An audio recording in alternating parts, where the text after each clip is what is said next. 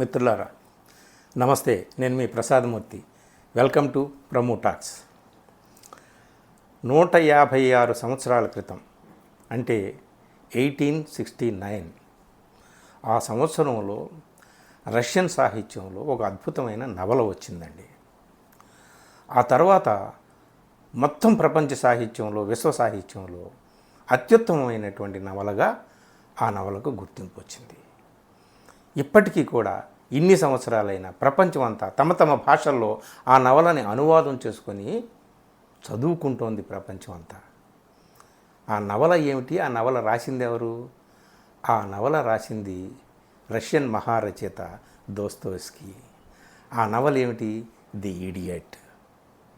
నేను ఇంతకుముందు బ్రదర్స్ కరమజోవ్ అనే నవలని, దోస్తోయెవ్స్కీ రాసినటువంటి నవలని మన తెలుగు చేశారు. అద్భుతమైనటువంటి తెలుగు అనువాదం. దాన్ని పరిచయం చేస్తే 70-80 వేల మంది పైగా ఆ వీడియో చూసి ఆ పుస్తకాన్ని ఆర్డర్ పెట్టి తెప్పించుకున్నారు. ప్రచురణకర్తలు కూడా రెండో ప్రింటు మూడో ప్రింట్ కూడా వేయాల్సి వచ్చింది. అంటే సరైనటువంటి వాళ్ళు సరైనటువంటి పుస్తకం గురించి చెబితే మన తెలుగు లోకంలో, తెలుగు పాఠక లోకంలో చదివే వాళ్ళ సంఖ్య తక్కువేమీ లేదు. మంచి సాహిత్యాన్ని మంచిగా పరిచయం చేయాలని ప్రచురణకర్తలు, నా ఫ్రెండ్స్ నా దగ్గర అన్నారు. సో ఆ పుస్తకాన్ని మీరు ఎలా ఆదరించారు? ఆ తర్వాత వచ్చినటువంటి ది ఇడియట్ తెలుగులో ఇది ఫస్ట్ టైం ఇంతకాలానికి వచ్చిందండి తెలుగులో. అదే ప్రచురణకర్తలు వేశారు. ఎవరు వేశారు, అనువాదం ఎవరు చేశారు అనేటటువంటిది నేను మీకు చెప్తాను.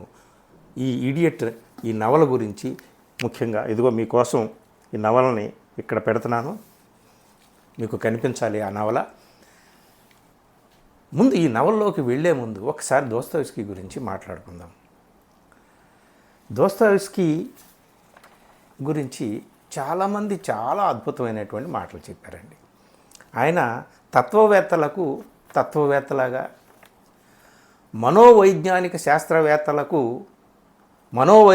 శాస్త్రవేత్తలాగా, రచయితలకు మహారచయితలాగా, సైంటిస్టులకు మహా సైంటిస్టులాగా కనిపిస్తాడు. ఒక రచయిత ఇంతమందికి ఇన్ని రూపాల్లో ఇంత జ్ఞానాన్ని అందించడం అనేది ప్రపంచంలో బహుశా ఇంకా ఎవరి విషయంలోనూ జరగలేదేమో, ఒక్క దోస్తోయెవ్స్కీ విషయంలోనే జరిగింది. అందుకని ఇన్ని సంవత్సరాల తర్వాత ఎక్కడ రష్యా, ఎక్కడ తెలుగు, ఈ రోజున ఇప్పుడు ఆ తెలుగులో అనువాదం అయిందంటే ఆ నవలకు ఉన్నటువంటి స్థానం ఏంటో చూడండి. ఆ దోస్తోయెవ్స్కీకి ఉన్నటువంటి స్థానం ఏంటో చూడండి. అర్జెంటీనా మహారచయిత జార్జ్ లూయిస్ బోర్హెస్ ఏమంటాడంటే, like the discovery of love, like the discovery of sea, the discovery of Dostoevsky marks an important date in anyone's life అంటాడు. దోస్తోయెవ్స్కీని డిస్కవరీ చేయడం చదవండి. నేను బ్రదర్స్ కరమజోవ్ నవల అనువాదం గురించి చెప్పినప్పుడు ఎంతమంది చదివారు?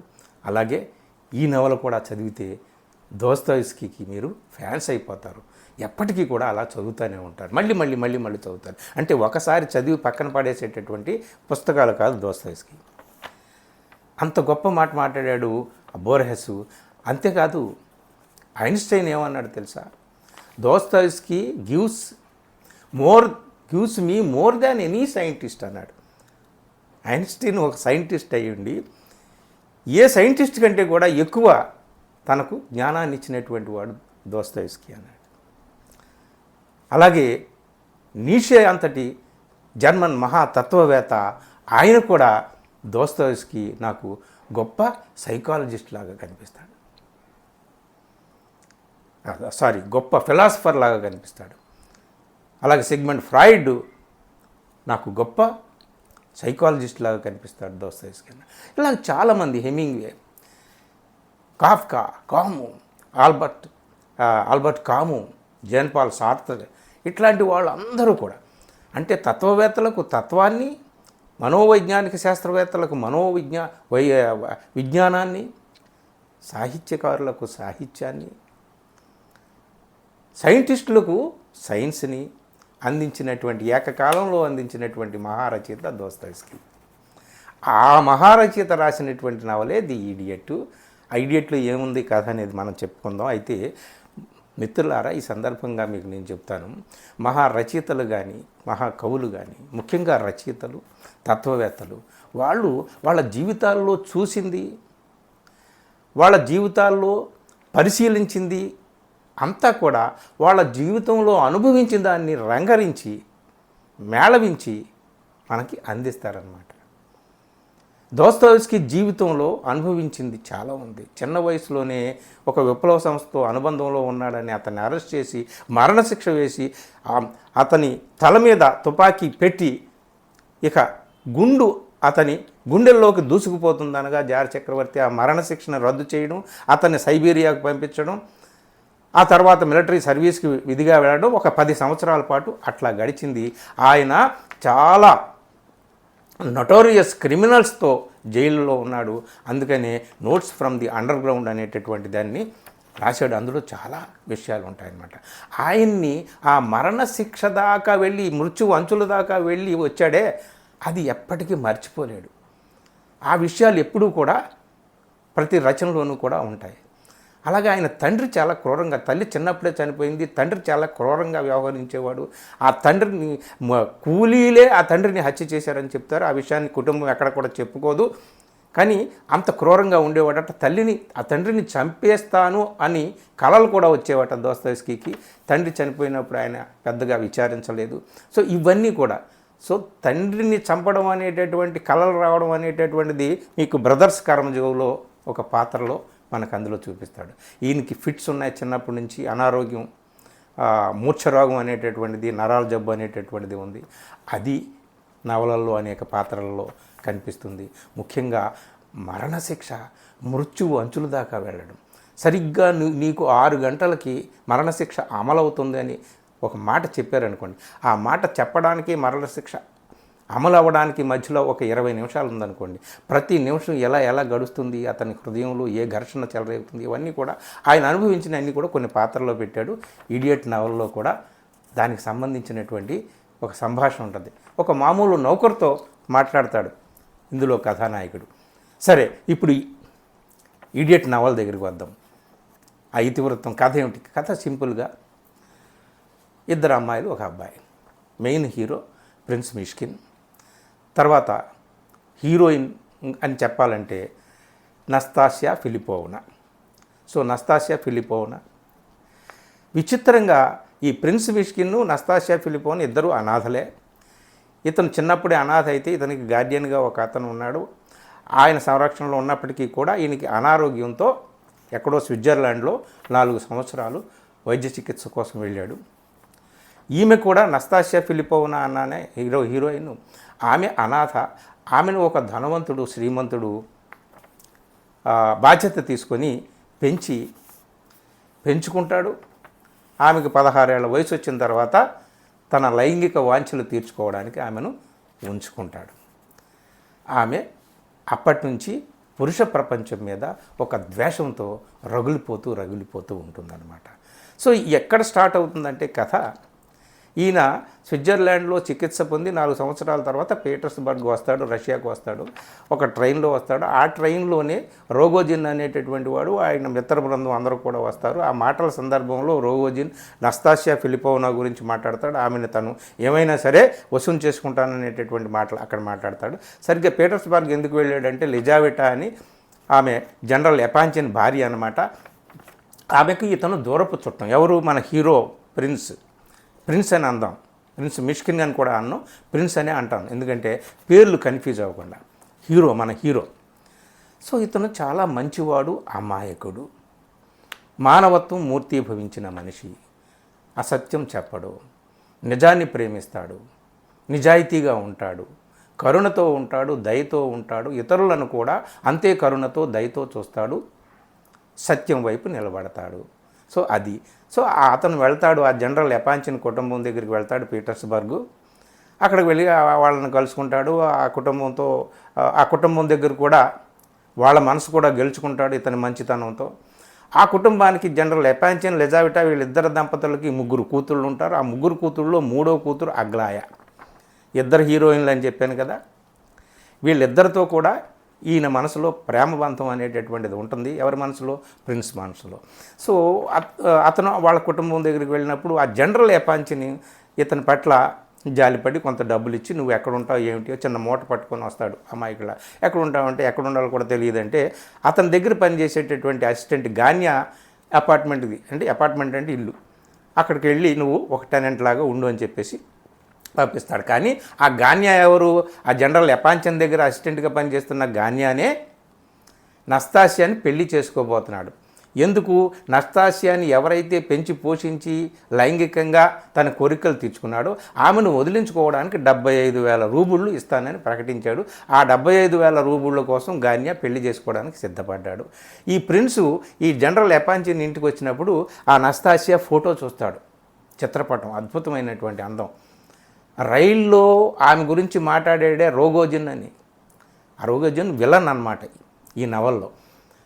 అతను మాట్లాడిన దాన్ని, అతను మాట్లాడినప్పుడు ఆమె రూపాన్ని అతను ఊహించుకున్నది, ఈ చిత్రపటంలో చూసింది, ఇంకా ఆమె పట్ల ఇంకా ఆకర్షితుడవుతాడు. సరిగ్గా ఈ గాన్యా ఇంటికి, ఆ ఇంట్లో ఉండడానికి వెళ్తాడు. ఈ గాన్యాకి తల్లి, ఒక అక్క, ఒక తమ్ముడు, తండ్రి, ఆయన జనరల్ ఇవాల్గిన్ మాజీ సైనికాధికారి.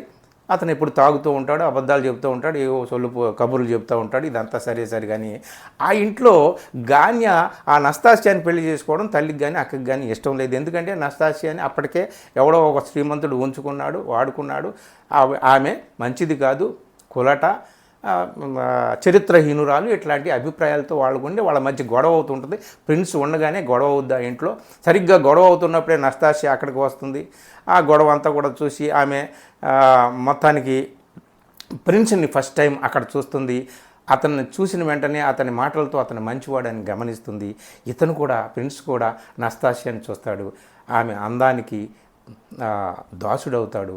కానీ ఆమె ఈ గాన్యాని పెళ్లి చేసుకోవడం ప్రిన్స్కి ఇష్టం లేదు. ఎందుకంటే గాన్యా 75,000 రూబుల కోసం పెళ్లి చేసుకుంటున్నాడు తప్ప ఆమె మీద ప్రేమతో కాదని ప్రిన్స్కి అర్థమవుతుంది. సరే, మొత్తానికి ఆ సాయంత్రం నస్తాసియా ఏం చేస్తుంది?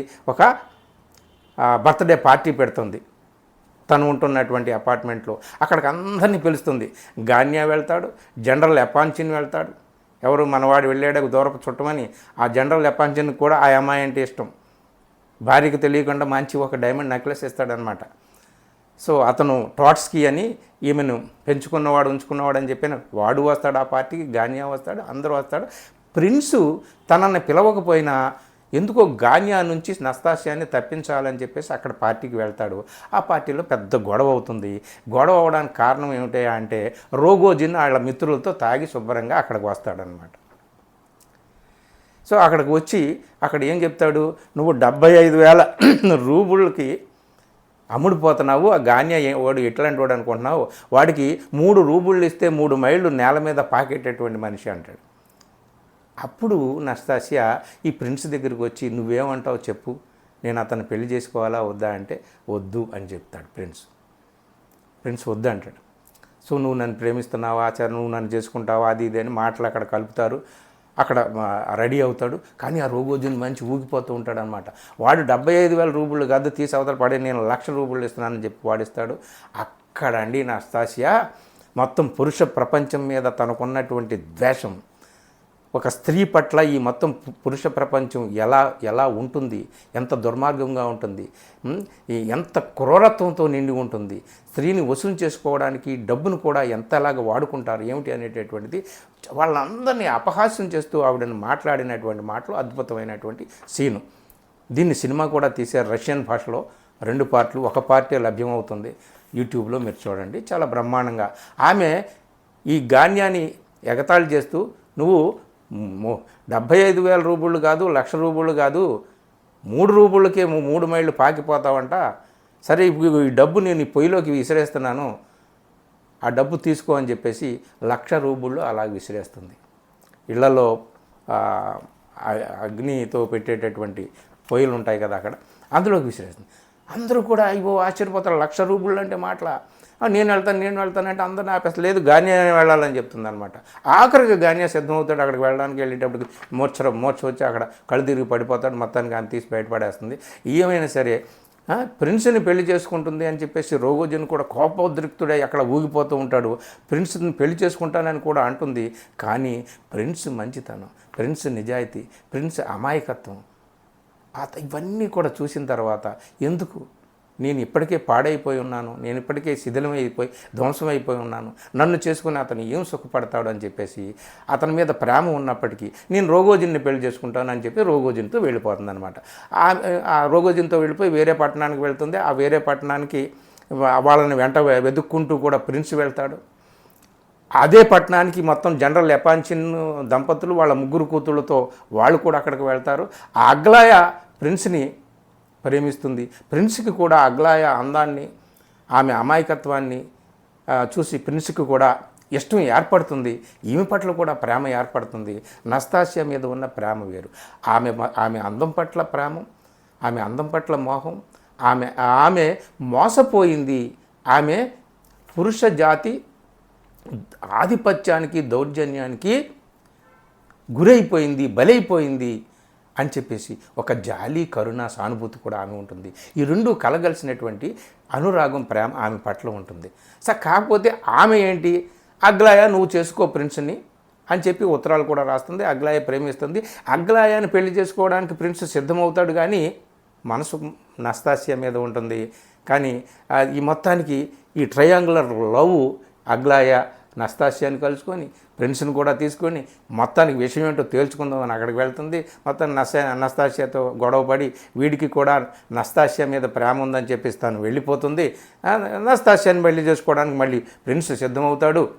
ప్రిన్స్ సిద్ధమైన తర్వాత పెళ్లి రోజు ఇక పెళ్లి కోసం పెళ్లి గౌను వేసుకొని గుర్రబగ్గి ఎక్కి పెళ్లి చేసుకోబోతుంది ప్రిన్స్ని. అదే క్షణంలో జనంలో కనిపిస్తాడు రోగోజిన్. కనిపించిన వెంటనే ఆమె వెంటనే ఆ బగ్గి దూకేసి అతనితో వెళ్ళిపోతుంది. ఎందుకు ఏమిటి అంటే వాడు చాలా దుర్మార్గుడు, క్రూరుడు, కత్తి పట్టుకుని తిరుగుతున్నాడు. సో నన్ను చంపినా పర్వాలేదు, ప్రిన్స్ని ఎక్కడ చంపుతాడు అని చెప్పి తన ప్రేమను అతన్ని కాపాడడం కోసం తన ప్రేమను త్యాగం చేస్తుంది, తనను త్యాగం చేస్తుంది, అతనితో వెళ్ళిపోతుంది. మళ్ళీ ప్రిన్స్ పాపం బాధపడుతూ మళ్ళీ ఆమెను వెతుక్కుంటూ వెళ్తాడు. ఆఖరికి రోగోజిన్ నస్తాసియాని చంపుతాడు. అక్కడ కథ ఎండ్ అవుతుంది. అయితే ఏం జరుగుతుంది, ఏమిటి, అగ్లాయ ఏమవుతుంది, ఎందుకు చంపుతాడు, ఎలాగ చంపుతాడు, రోగోజిన్కి ఏమవుతుంది, ఇతనికి ప్రిన్స్కి ఏమవుతుంది, మళ్ళీ రోగం తిరగబెడుతుంది, మళ్ళీ చికిత్స కోసం వెళ్తాడు. ఇదంతా కూడా సింపుల్ కథ అండి ఇది మిత్రులారా. సో ఈ కథని ఎందుకు అందరూ కూడా ఆ ప్రిన్స్ని ప్రతి సందర్భంలో ప్రతివాడు కూడా ఇడియట్ ఇడియట్ ఇడియట్ అంటారు.